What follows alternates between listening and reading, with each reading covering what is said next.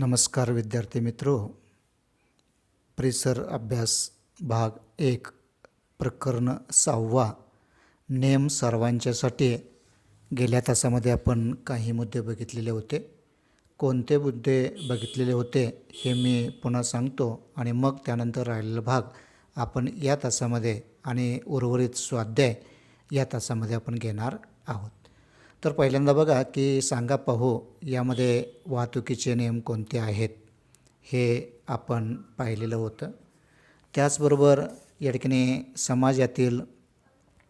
समाजासाठी असणाऱ्या नियमामध्ये होणारे बदल याही गोष्टींचा विचार आपण गेल्या तासामध्ये पाहिलेला आहे. करून पहा यामध्ये मी तुम्हाला एक कृती सांगितलेलं होतं, उपक्रम सांगितलं होतं. आपल्या पालकांना आणि आजी आजोबांना त्यांच्या वेळेत शाळेत कोणते नियम होते हे तुम्ही विचारायला सांगितलेलं होतं आणि तुमच्या वेळेला तुमच्या पालकांच्या वेळेला कोणते नियम होते असे या ठिकाणी तुमच्या पालकांचं आणि आजी आजोबांचं असे 3 स्तंभ तयार करा आणि 3ही स्तंभामध्ये शाळेच्या संदर्भातील जे नियम आहेत त्या नियमाविषयीची माहिती भरून त्याची तुलना या ठिकाणी करण्याचा प्रयत्न करा. कोणते नियम बदललेले आहेत आणि कोणते नियम बदललं नाही यावरती तुम्ही आपल्या आईवडिलांची किंवा आजी आजोबांशी चर्चा करा म्हणून तुम्हाला सांगितलेलं होतं. त्यानंतर या ठिकाणी स्त्री आणि पुरुष किंवा मुलगा मुलगी यांना समान दर्जा असतो आणि विकासाच्यासुद्धा समान संधी मिळाल्या पाहिजे याही गोष्टीवरती आपण सविस्तर चर्चा केलेली होती. त्यानंतर सांगा पाहू यामध्ये मुलींच्या प्रश्नाला तुम्ही काय उत्तर द्याल. मुलगा किंवा मुलगी असा भेदभाव आणखीन कोणकोणत्या बाबतीमध्ये केला जातो याविषयीची माहितीसुद्धा आपण पाहिलेली होती. त्याचबरोबर या चित्राचं निरीक्षण करून यामधले जे विषमता आहे त्या विषमता कमी करण्याचा प्रयत्न कसं केलं पाहिजे याही गोष्टींचा विचार आपण या ठिकाणी केलेला आहे. आणि सर्वात महत्त्वाचं की सांगा पाहू यामध्ये नियमांची एक सूची दिलेली आहे. प्रत्येक नियमांचा काही हेतू असतो आणि काही नियमांचे अनेक हेतू असतात हे आपण यामध्ये बघितलेलं आहे. मला असं वाटतं कोणते नेमकं हेतू असतात किंवा काय आहे या बाबतीचं महत्त्व आपण या ठिकाणी बघितलेलं आहे. उदाहरणामध्ये सांगायचं म्हटलं तर तुम्हाला या ठिकाणी विचारलेत सार्वजनिक ठिकाणी ध्वनी क्षेपकावरती रात्री 10 वाजल्यानंतर बंदी या ठिकाणी का असते हे विचारलेलं होतं. कशासाठी बंदी असते हे तुम्ही तिथं सांगितलेलं आहेत की ध्वनी प्रदूषणामुळे नागरिकांच्या शांततेचा हक्कावरती गदा येऊ नये यासाठी किंवा त्यांची झोपमोड होऊ नये यासाठी रात्री 10 वाजल्यानंतर या ठिकाणी सार्वजनिक ठिकाणी ध्वनी क्षेपकावरती बंदी असतो हे आपण बघितलेलं आहे. अशा पद्धतीनं सर्व प्रश्न आपण बघितलेला आहे. आता आपण पुढचा मुद्दा या ठिकाणी पाहणार आहोत. आपल्या या घटकामध्ये किंबहुना इथं चुकीच्या जे अनेक घटना असतात किंवा स्त्री पुरुष समानता यामध्ये कोणकोणत्या बाबी आहेत याही बाबींचा विचार आपण केलेला आहे. आता पुढचा भाग आपल्याला बघायचा आहे की आपल्या जीवनात आपण अनेक रूढी परंपरांचे सुद्धा पालन करत असतो. आपले आईवडील, आपले आजी आजोबा, आपले नातेवाईक, आपले पै पाहुणे यांचे पाहून आपण त्या परंपरा पाळण्याचा प्रयत्न करतो. आपल्या समाजात अनेक चांगल्या रूढी प्रथा परंपरा आहेत. अनेक सण उत्सव या ठिकाणी सण समारंभ हे आहेत. त्याचबरोबर एकत्रित ते आपण साजरे करण्यामध्ये आनंद घेतो. तरी घरी आलेल्या पाहुण्यांचे स्वागत करून त्यांचा सन्मान आपण करण्याची परंपरा आहे. त्याचबरोबर पर्यावरणाचं संतुलन राखणाऱ्या अनेक रीती आपण परंपरेने पाळतो. एवढंच नाही तर प्राण्याविषयी प्रेम व कृतज्ञता व्यक्त करतो. अहिंसा आणि शांतता ही मूल्येही आपल्या अगदी प्राचीन कालावधीपासून आपण ते पाळत आलेलो आहोत आणि आपल्या सामाजिक जीवनामध्ये त्यांचा अंतर्भावसुद्धा होतो हेही आपण यामध्ये बघितलं आहे. असं जरी असलं तरी काही रूढी प्रथा परंपरा मात्र अयोग्य आहेत. त्या आपल्या समाजाच्या फायद्याच्या दृष्टिकोनातून नाहीत. उदाहरणामध्ये समाजामध्ये अनेक रूढी प्रथा परंपरा असतात. त्यातले काही रूढी प्रथा परंपरा चांगल्या आहेत पण अजूनही काही रूढी प्रथा परंपरा अनिष्ट आहेत, वाईट आहेत असं म्हणायला हरकत नाही. उदाहरणामध्ये सांगायचं म्हटलं तर बघा की जातीभेद, ज्यामुळे समाजामध्ये गरीब श्रीमंत हा भेदभाव निर्माण होतो. समाजामध्ये उच्च नीच अशी दरी निर्माण होते. त्यामुळे समाजामध्ये एक प्रकारचं विषमता वाढते. अस्पृश्यता ही एक अमानुष्य आणि अन्यायकारक प्रथा होती. भारत स्वतंत्र झाल्यानंतर आपल्या संविधानानं अस्पृश्यतेची प्रथा नष्ट केलेली आहे. सर्व धर्म समभाव आणि सगळ्यांना समानतेचे वागणूक देण्याचं कार्य आपल्या संविधानानं केलेलं आहे. कित्येक वेळा अनेक कायदे करूनसुद्धा असे अनिष्ट रूढीचे निर्मूलन करावे लागते. आपल्या देशात सती, बालविवाह यासारख्या अनेक रूढीवरती कायद्यानं बंदी घालण्यात आलेली आहे. त्याचबरोबर जादूटोणा, अंधश्रद्धा, लोकांना फसवण्यावरती बंदी घालणारा कायदा सर्वप्रथम संपूर्ण देशामध्ये महाराष्ट्रामध्ये प्रथमतः या ठिकाणी करण्यात आलेला आहे. त्याचबरोबर हुंडा घेण्याची पद्धत जी की आहे, लग्नात हुंडा घेण्याच्या प्रथेला सुद्धा कायद्यानं बंदी घातलेलं आहे. तर अशा पद्धतीनं समाजामध्ये ज्या आणखीन काही याशिवाय रूढीप्रथा परंपरा आहेत, त्या रूढीप्रथा परंपरा आपण नष्ट करण्याचा प्रयत्न करणं आवश्यक आहे.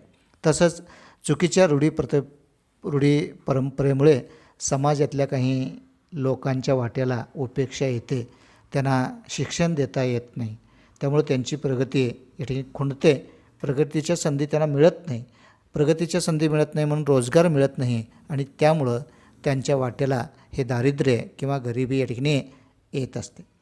गरिबी आणि शिक्षणाचा अभाव या आपल्या सामाजिक जीवनातील मोठ्या अडचणी आहेत आणि त्या अडचणी दूर केल्या पाहिजेत.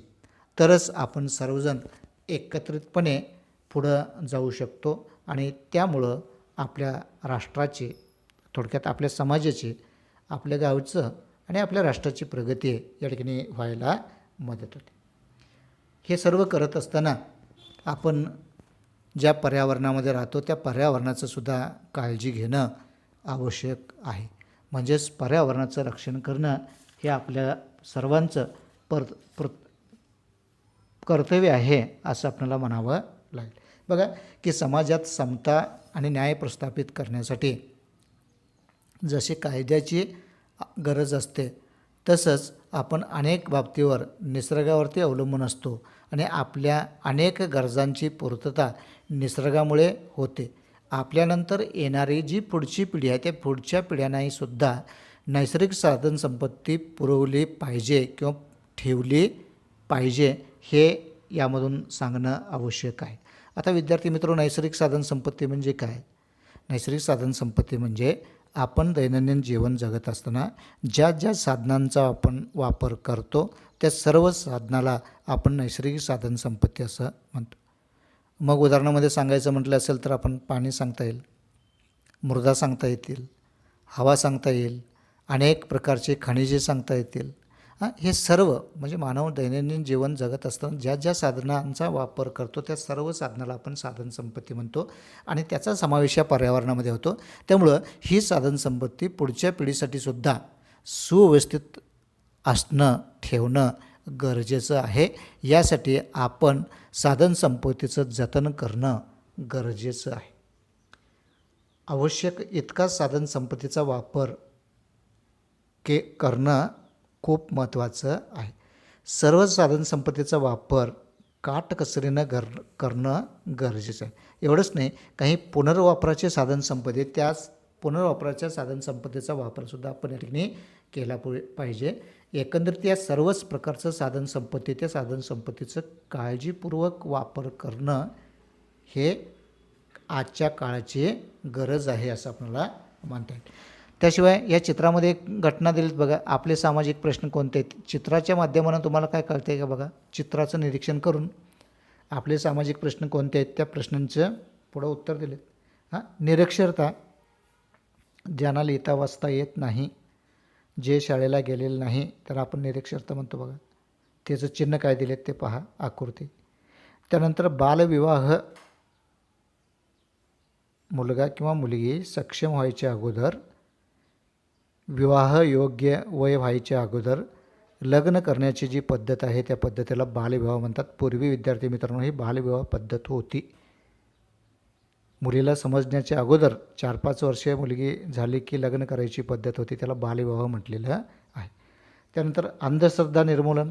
बघा, अंधश्रद्धा, आपण कोणत्याही गोष्टीवरती सहज विश्वास ठेवतो, ती गोष्ट बरोबर आहे का चूक आहे याचं शहनिशा करणं गरजेचं आहे. त्या गोष्टीवरती जर आपण विश्वास ठेवला की त्याला म्हणायचं अंधश्रद्धा.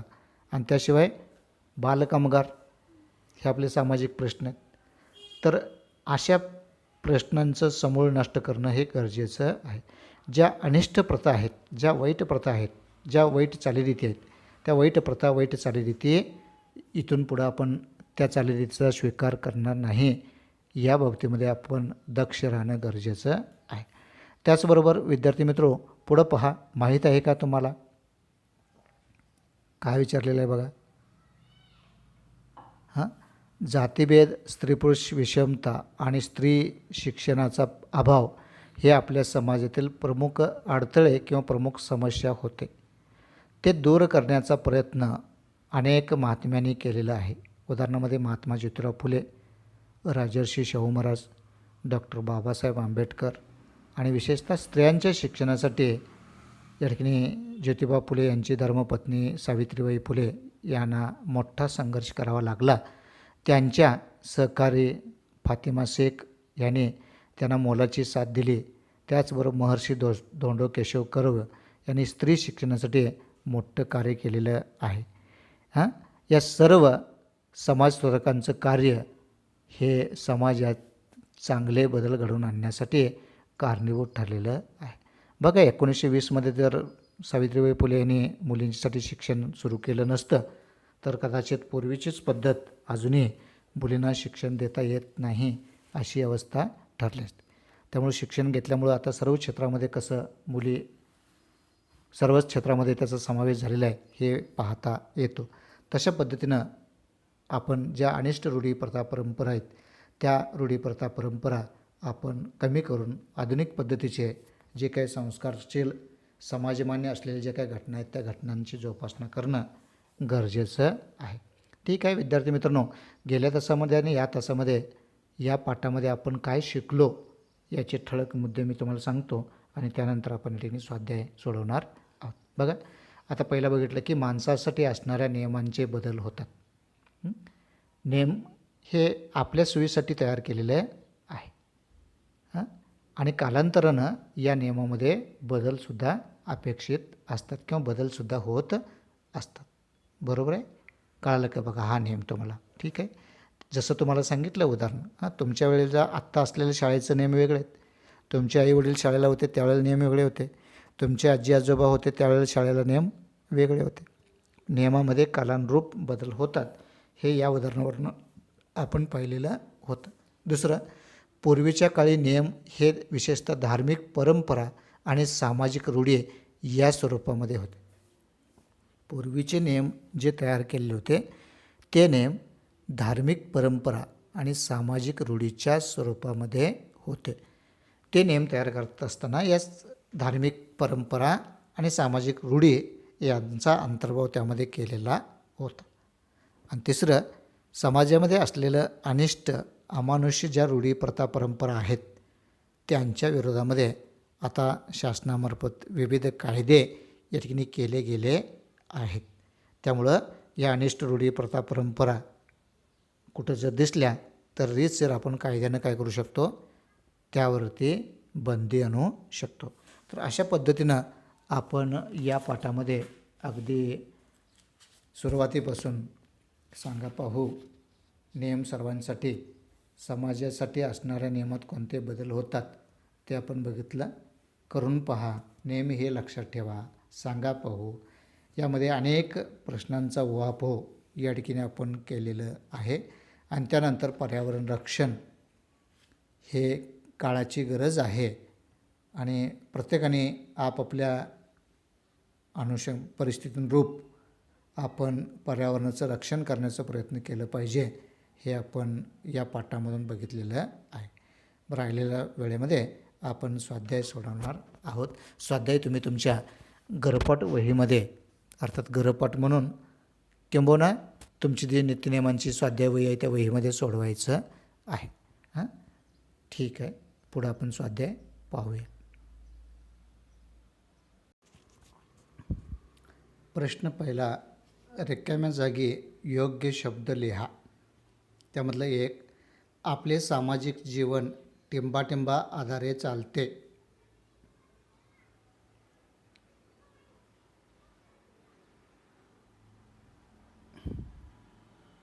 पहा उत्तर, आपले सामाजिक जीवन नियमांच्या आधारे चालते. उत्तर काय? नियमांच्या.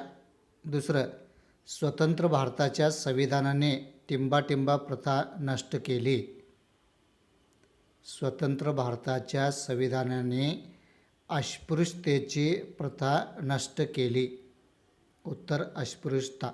तिसरं, चुकीच्या रूढी परंपरामुळे समाजातील काही लोकांच्या वाटेला टिंबाटिंबा येते. उपेक्षा. काय येते? उपेक्षा.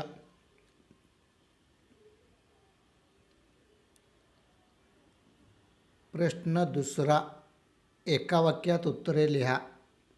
एक, नियम का तयार करावे लागतात? उत्तर पहा, प्रत्येकाची जबाबदारी व कर्तव्ये काय आहेत हे समजण्यासाठी नियम तयार करावे लागतात.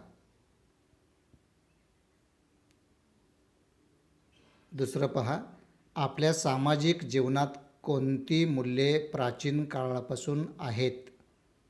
उत्तर पहा, आपल्या सामाजिक जीवनात अहिंसा आणि शांतता ही मूल्ये प्राचीन काळापासून आहेत. तिसरं, स्त्री पुरुष समानता म्हणजे काय? उत्तर पहा, मुलगा आणि मुलगी किंवा स्त्री आणि पुरुष असा भेदभाव न करता दोघांनाही समान मानणे म्हणजेच स्त्री पुरुष समानता होय.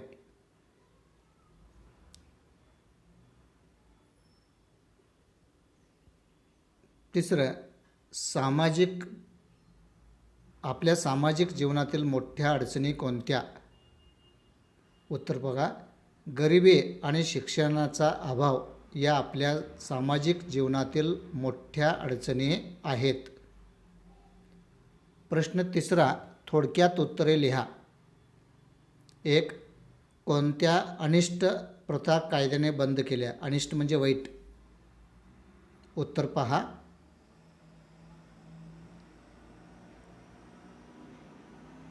एक, जातीभेद व अस्पृश्यता मानणे कायद्याने बंद केले. सतीप्रथा, बालविवाह यासारख्या रूढीवर कायद्याने बंदी घालण्यात आली.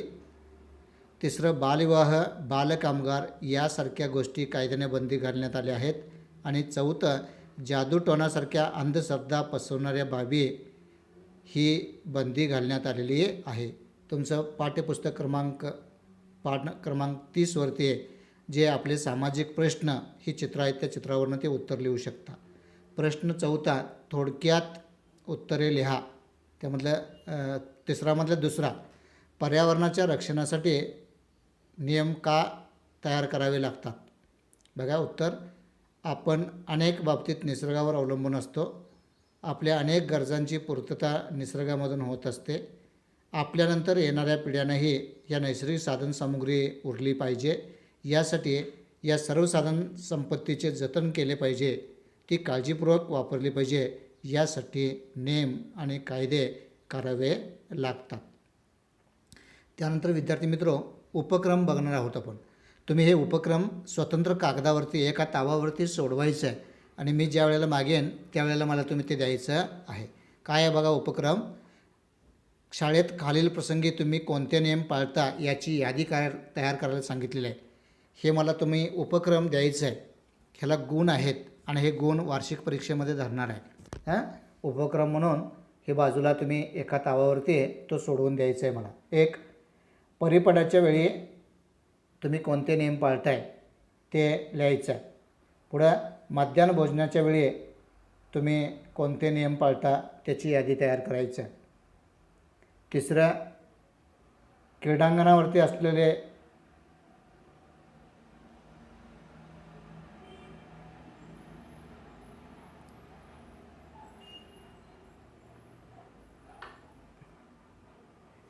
तिसरं बघा, क्रीडांगणावर गेल्यानंतर आपण कोणते नियम पाळतो. आणि चौथं, शाळेच्या ग्रंथालयामध्ये किंवा वाचनालयामध्ये गेल्यानंतर आपण कोणते नियम पाळतो. या नियमांची यादी तुम्ही तयार करायची आहे आणि तो तुमचा आजचा उपक्रम आहे. त्या उपक्रमाला गुण आहेत, त्यामुळं परिपाठाच्या वेळी आपण कोणते नियम पाळतो, मध्यान्ह भोजनाच्या वेळी कोणते नियम पाळतो, क्रीडांगणावरती गेल्यानंतर कोणते नियम पाळतो, आणि चौथं, शाळेच्या वाचनालयामध्ये गेल्यानंतर कोणते नियम आपण पाळतो. त्या नियमांचं यादी आपण तयार करायचं आहे.